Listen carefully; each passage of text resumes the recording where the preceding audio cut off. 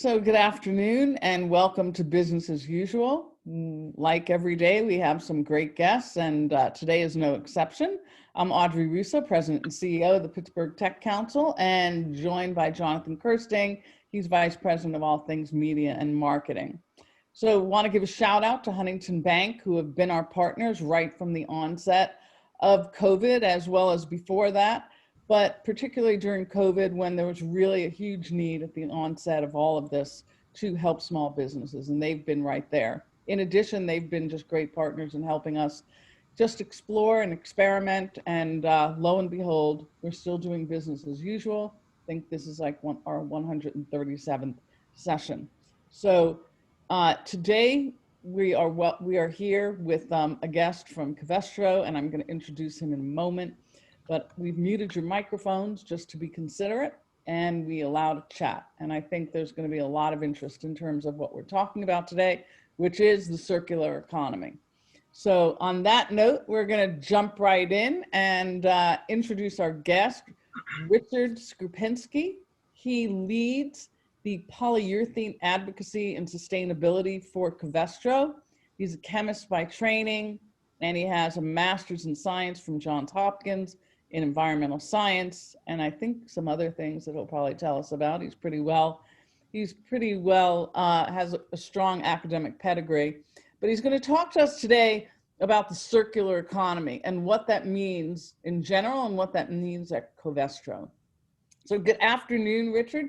Thank you so much for taking the time with us today. Really appreciate it. And what I want to do is, before we get started, is just sort of talk about who is Richard, what's your career, how'd you get to where you are right now, and how are you doing through this pandemic right now? Well, thanks, Audrey, and I really appreciate the opportunity to spend a few minutes with this group today. Can you hear me okay? Yeah, we hear you. Good. Yep. Yeah, and you referenced my educational background. I'm a chemist and environmental scientist. I've been, as you can tell from the picture probably, I've been in the industry for 30 plus years, working in a variety of roles. A lot of that's been mostly in research and development, and working in the laboratories, developing new products and introducing them to our customers. But when I reflect back on that time, a lot of it was driven by sustainability, and either business opportunities or regulation. So I spent a lot of time working on projects that reduced waste, saved energy, improved indoor air quality, environmental footprints, and that sort of thing. So it was a natural transition then to change into this job focused on sustainability about 11 years ago. And I've moved around the country a bit, but I had lived here in Pittsburgh for the last 11 years working on this subject, Covestro, and really enjoy the community. So it's a great city. So you say that you've been working on this for a long time. Was it called the circular economy? No, that's certainly a newer term. Ellen MacArthur Foundation in the UK several years back to me, in my opinion, is a build on sustainability. I look at sustainability as kind of a bigger umbrella, and circular economy is one of the approaches to help develop more sustainable business. Okay, so your current role, like what are the things that you're absolutely in charge of in terms of what you're doing right now? Yeah, so for my sustainability role, I sit within the polyurethane business unit within Covestro. But as I think we'll talk about in a little bit, the company has launched a global circular economy activity or program since around May of this year, and at least publicly. And I lead that effort for North America for Covestro. Wow. So some people might not be fully aware of Covestro. We see the signage, we see your presence in our community. You have deep roots in the community, and there have been changes organizationally in terms of the relationship with Bayer. So can you just talk about that? Like just talk about Covestro, the company, and all the different pieces, at least so at a high level, so we can understand all that Covestro does. Sure, and Audrey, as you said, if you drive along the parkway here in Robinson, hopefully you see our big colorful rainbow sign out facing the highway. Covestro, most people here in Pittsburgh know us formally as Bare Material Science. It's a global company that's actually headquartered globally in Germany, outside of Dusseldorf. And it's about $15 billion in revenue globally. We have around 2,500 employees here in the U.S., but Pittsburgh is the North American headquarters for Covestro, right where the sign is here. And here at this site, we have around 700 located. And I think at a high level, we have 3 business units. You mentioned the one that I sit in formally, which is polyurethane. Then we have CAS, which stands for CAS, Coatings, Adhesives, and Specialties. And then we have polycarbonate.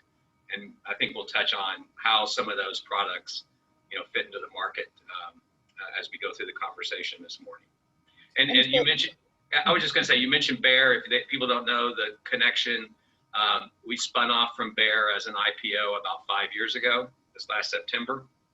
And we were Bare Material Science, now Covestro. And as most people know, Bare is leaving the area after their Monsanto merger. Right. Yeah, and we have acquired the site, and a portion of which will be sold to another local holding company. Okay. So we're here.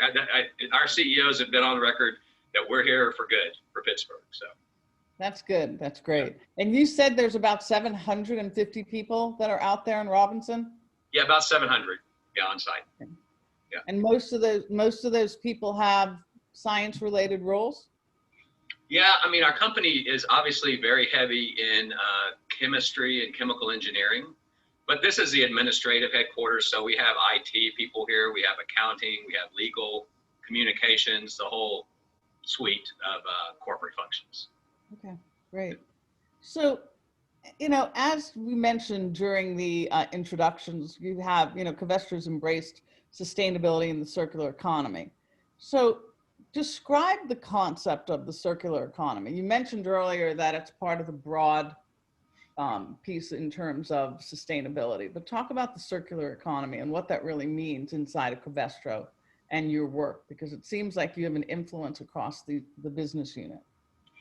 Yeah, it's always good to start there, because I'm never quite sure, where the audience is in terms of their understanding of that term. Yeah. Some, you say it and it click, the light bulb goes off immediately, and others, I have no idea. Mm-hmm. So if we just look at the basics and think about comparing a linear economy with a circular economy. So the linear economy is really based on the take or extract, make, use, and then dispose of, and you think about that linear path. It's been a very successful model for many years. It's what made the Industrial Revolution. It had tremendous business and economic growth, but it also has some potential consequences in terms of resource utilization and waste and that sort of thing. The circular economy has multiple pillars to it as we look at it, but to be as simple as possible, the idea is to design products so that they can still go through the value chain, go through their useful life, but then at the end of that process, you're able to reincorporate them back into the value chain rather than just dispose. And obviously, some of the value in that is reducing environmental impacts, but also climate change is important in the process. But we also are looking at, and I think we'll get into it, there's a real business opportunity here. There's a lot of material that is going to the wayside that could be used in a modern economy if designed properly. So can give us examples if you could. Well, the simplistic one is just recycling. But if you think about the entire process, in the end, you would like to separate yourself from the dependency on fossil fuel feedstocks in this industry, in the polymer industry. That's what our building blocks are to make the plastics that we bring to market today for a variety of applications. So the idea is to eventually separate yourself from that, but you still obviously need carbon, and you extract that from later in the life cycle of the products. And in the end, you would be achieving two things: eliminating some or all of the waste that goes into the environment at the end of the life, but also separating our dependency on fossil fuels as a feedstock. Does that make sense? Yeah, I mean, it does. I think we jumped ahead, and maybe I can talk, maybe we can just sort of isolate this, because when we look at plastics, there are major challenges to overcome. And, you know, probably most notably is as we mentioned, is the plastic waste in showing up across the globe in lots of different places, our waterways, our oceans, our landfills, et cetera. And that's how they end up. But they are fossil, you know, most of them begin with the fossil-based materials, such as oil. So Covestro sees it as an imperative, and I think that's really what you're saying in terms of your role, to identify raw materials for plastic. So what, you know, how does this help with the fossil, you know, origins of plastic, and also the plastic pollution that occurs in recycling? So there's lots of different pieces here. Right. And then you can separate that out, because sometimes people just talk about it as one thing, and it's not. No, and there clearly are several interdependencies here in terms of how those cycles work together. So I think, you know, just the environmental awareness and social responsibility of what happens to products at the end of life. I'll mention that, you know, Covestro, our products predominantly, almost entirely, go into what are durable uses, you know, durable goods, automotive, homes, building construction, some medical applications, et cetera. So it's a little different than the single-use plastics topic, but we still feel that we have, you know, our products eventually come to the end of their life, and a solution is needed there. So we feel like we do have a social imperative to address what happens to plastic products at the end of life. So that's one aspect of it, is just, you know, recognizing your corporate responsibility. But the other is frankly a business. What is a business case where there are all these materials that, you know, end up either in landfills or incineration, some recycled, that present the opportunity for value, and could really, you know, in the times when, you know, right now we're in a period where energy and petroleum is relatively cheap, but we've been in places when it's not been so cheap. And those materials at the end of life, if we could figure out how to redeploy them, could actually represent a very significant value stream for a company like Covestro and others who depend on petroleum feedstocks. The last point I wanted to make on that subject is minimizing or eliminating the extraction of fossil fuels from the environment, because that's just bringing more carbon into play, which could eventually end up in the atmosphere and contributing to climate change. So I think, you know, just your social responsibility, business opportunity, and climate change are three of the real big drivers for that. And so, yeah, I mean, I applaud Covestro for taking this on. I mean, this isn't simple, and you're just one company, and you certainly don't, you know, rule the world in all of this. There's many pieces and parts. But what about innovation? How are you working? Suppose there are people who have ideas, or they have different ways of trying to be helpful in the areas that you just mentioned as waste. How do you partner? Is there anything around research and development and innovation that you could share with us in terms of what you're interested in? Yeah, and there are many.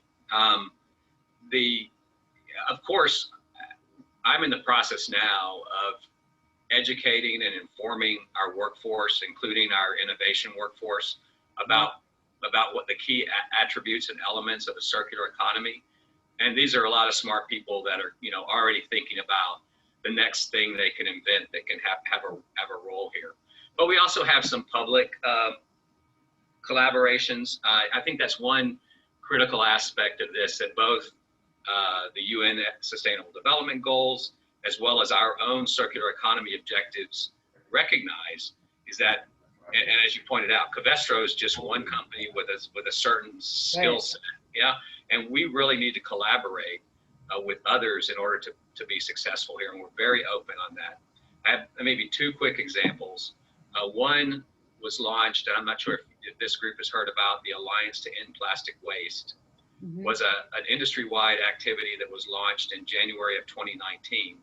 And it's a 5-year program, global program, with $1.5 billion of investment that Covestro is a founding member of. And in that, we have several incubators and think tanks and ways to bring people together to come up with solutions. Another one that's a little closer to home is that here in Pittsburgh, Covestro signed an agreement with what's called the Mattress Recycling Council. So some people don't know this. 3 states in the U.S. have mandatory mattress recycling. So that when you go to purchase your mattress at the store, you pay a small fee that goes into a bank, if you will, that then is administered to support research and infrastructure, et cetera, to recycle mattresses. So knowing that polyurethanes are a big part of mattresses, we signed an agreement with this group and have been meeting regularly to bring forward some R&D projects to help solve that specific issue of what happens to a mattress at the end of life. Yeah, so those are a couple of examples. Good. And then, Jonathan, there's some questions out there. Yeah, got some good ones. These are exciting questions, Richard. Thanks for joining us today. So first from Dirk, do you envision someday mining the landfills for plastic feedstock? Imagine that. That's pretty cool. That is, a very interesting idea. And I think as we figure out ways to make these end-of-life products more valuable, you could even go as far as, can you retrieve some from certain, from landfills? And that's even making things better, right? Not just stopping them from getting worse. So I think it's a great idea. We have a lot of research, and that's an advantage of being a global company. I know I'm going on a little bit here, but we have a lot of research going on in Germany, and a lot of it's focused on advanced recycling techniques. So we're looking at different processes where we can take various waste streams and then turn them into valuable raw materials. That's a cool idea. It'd be great to go eliminate landfills. So that might go right along with what Sam Brower wants to ask here. He says, one of the challenges of recycling polymers are the performance degradations that occur. So often, I guess, virgin materials have a higher performance rate than recycled materials. And also just wants to know what happens to the nano-sized fillers using some of these polymers. I'm assuming they stay intact and go somewhere, right? Yeah, so you need, and there are different challenges with the different types of plastics that we have. So the Covestro, for the most part, makes Thermoset plastics, which you really need either a chemical or a thermal way to break those into their original building blocks. And that's the idea. That's the idea situation, is where you have these plastics at the end of life, and then we can basically chop them back up into pieces that can be recombined in whatever form the useful product becomes. And it's a good point. There have been we've been following recycled and bio-based, et cetera, materials for 20 years here. And initially on the market, many of them had deficiencies, but the technology has really advanced, and there's significant investment and innovation underway right now. So I'm hopeful that we're going to get to the point that we can reincorporate materials without property loss. Okay. Keep going, Jonathan. Mark Emery has a question. Yeah, great questions coming in here. I love seeing this from the crowd today. So besides circulating raw materials, do you also use other scarce resources, such as water, that Covestro is working to have a net zero consumption? We do have, obviously we use water, and we obviously very carefully monitor that. We look at greenhouse gas emissions, other aspects of our processes. We've had internal goals for improving those environmental impacts, but also we work together with large trade associations like the American Chemistry Council, who uses programs such as Responsible Care, in which we publicly release information with regard to our operations on points exactly like that. So they're all important. There's been a big emphasis on greenhouse gas emissions, climate change, clean air, but obviously water and the environment are important elements as well. What about biomimicry? I've never heard of this. Are you guys using that to develop new products? I'm not aware of internal projects, but we're very familiar. We work a lot with academia and NGOs on projects that are a little bit further out there. So biomimicry is basically imitating nature. So nature figures out how to do a lot of things very well in a very benign way. And because you're not going to do something toxic to a living creature, right? Nature would not have brought that forward. So things like coloration that you'll see in butterflies or peacocks are used as an example, have to do with the shapes of the structures that their bodies are made of, and looking at things like that. And so biomimicry, yes, is a way to simulate performances with in benign ways by copying nature. It's an interesting area. Good question. Okay, Jonathan, there's still a couple of more. Yeah, they're rolling in. So I know are there certain types of plastic that just cannot be recycled? Do they forever stay in their state? Yeah, so if everyone has their plastic containers at home, you can look at the little chasing arrow symbol on the bottom or the side, and they're categorized from 1 to 7 and other. And there are certainly processes in place that make some of those easier than others, and some are more complex. I started to touch on it earlier, getting a little into polymer science, but some materials we call are thermoplastics.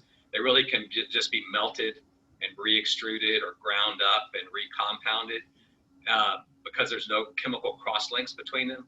But thermosets do have those chemical cross-links and require more sophisticated ways to break those down. So there certainly are different challenges with different plastics. But one thing I would want to add is that another pillar of challenge that we have societally as well is the collection and sorting of materials. So these materials become they're all in all of our homes, our cars, etc., and then we have to figure out how to get them back to collection points and then separate them into useful streams. So let me jump real quickly and let's just talk about like the electrification of the global automotive fleet. That most of our region's role in the industry comes from advanced materials. That's where we tend to play in terms of our assets. Can you talk about the work that Covestro is doing in this space to help accelerate the transition to electric in terms of transportation? Yeah, we've been following the electric vehicle trend very closely, as well as autonomous vehicles, and what does that mean? And you hit it the nail on the head. Our play is mainly as a material manufacturer. We try and determine how we can help facilitate those transitions. And one of the biggest areas has to do with our polycarbonate business that I mentioned. A lot of people know polycarbonates from back in the day when we used to have DVDs and CDs. That plastic material, polycarbonate, was the most popular one. They found other things to do now.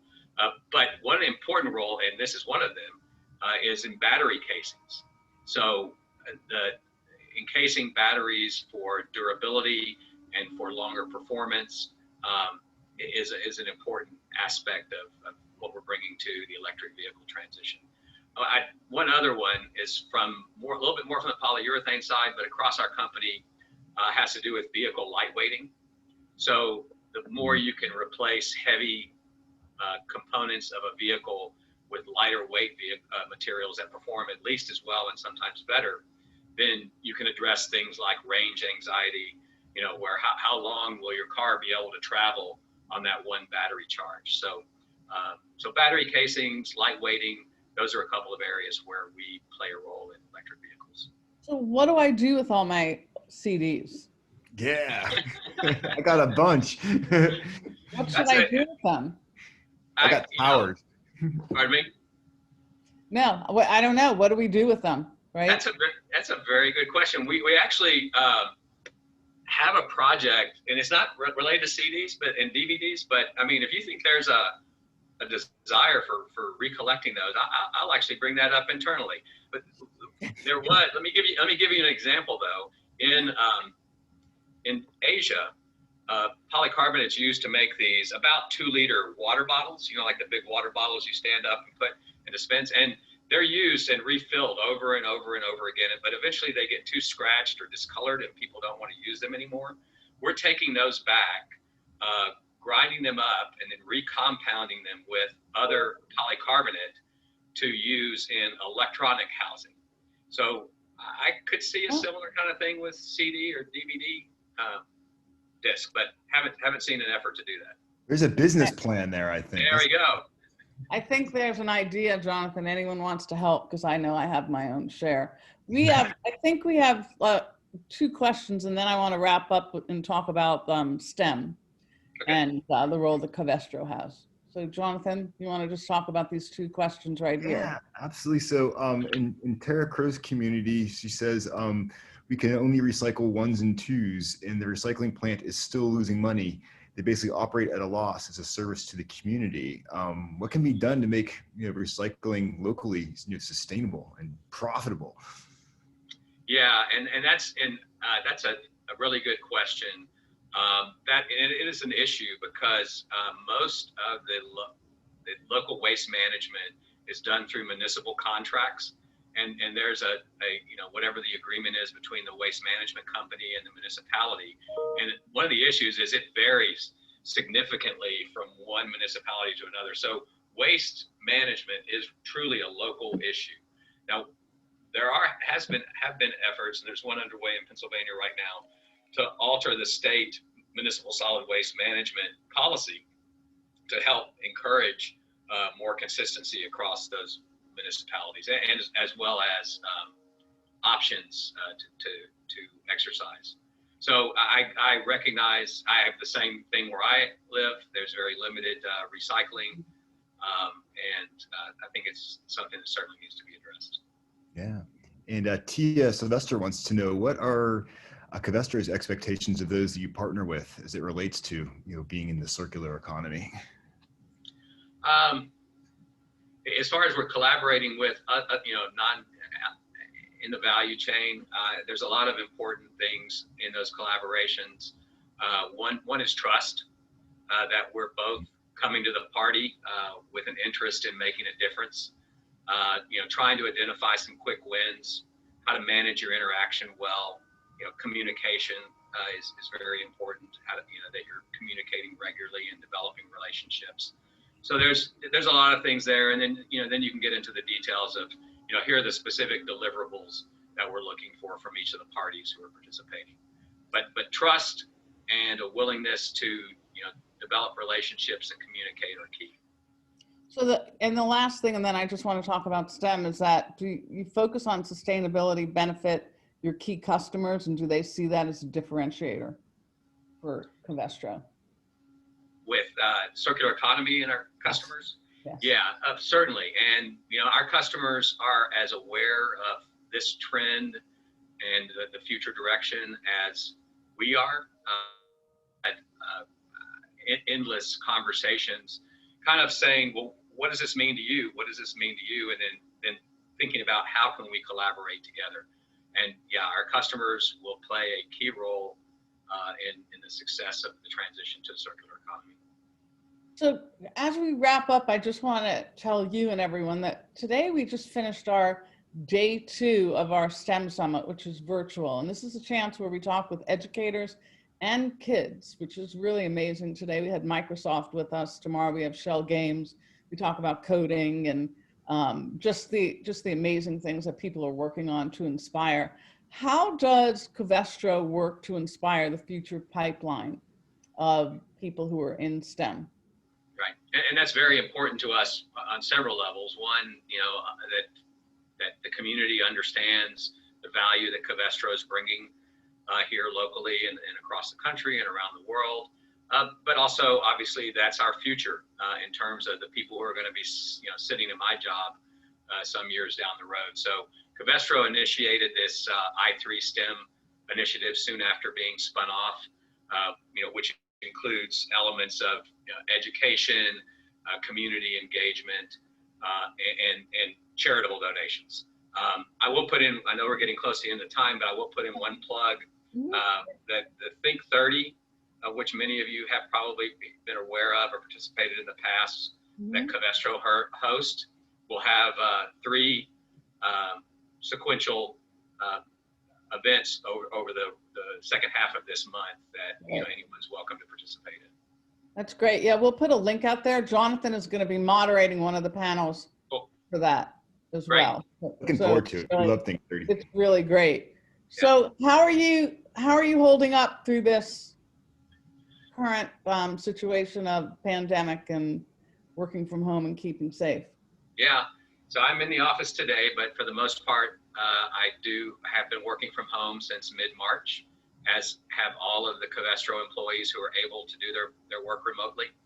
We have a core group here that are business critical, but we've made all kinds of changes to the site in terms of policy and signage and screening, and like many others. I think folks are pretty comfortable with the way we're operating now.